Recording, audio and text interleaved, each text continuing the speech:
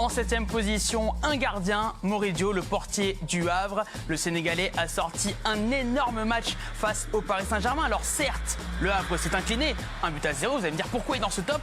Les images parlent d'elles-mêmes. 7 arrêts et notamment en seconde période. Ici, vous voyez son duel remporté face à son coéquipier en sélection, Ibrahim Baye. Moridio, ancien du Paris Saint-Germain, formé au Paris Saint-Germain, a même détourné un pénalty de Désiré Doué à la 79e minute. De quoi justifier sa place de titulaire dans cette équipe du Havre, actuellement 13e du championnat de France. On va s'arrêter un instant sur cette performance. Est-ce qu'elle lui permet, Mansour, de justifier sa place de numéro 1 face à Lionel Mpassi qui commençait à se montrer? Je ne veux pas rentrer dans la polémique, Charles, je vais venir. Mais après, c'est un peu compliqué pour Mpassi et pour lui aussi, parce que voilà, Moridio, il avait été là. Mpassi fait un très bon intérim.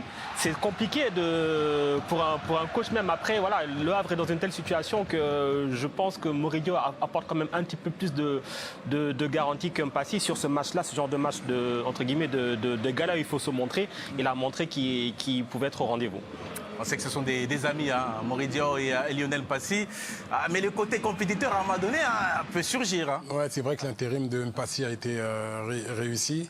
Et ça les tire vers le haut. Ouais. Quand on voit les performances des deux gardiens, on se dit qu'un club comme le Havre qui joue le maintien arrive à glaner des points parce qu'ils ont des gardiens qui sont décisifs dans des matchs importants. Alors là, certes, ils perdent contre le Paris Saint-Germain, mais il y a certains matchs contre des concurrents directs qui sont remportés par les gardiens parce qu'ils font des exploits, ils font des arrêts importants.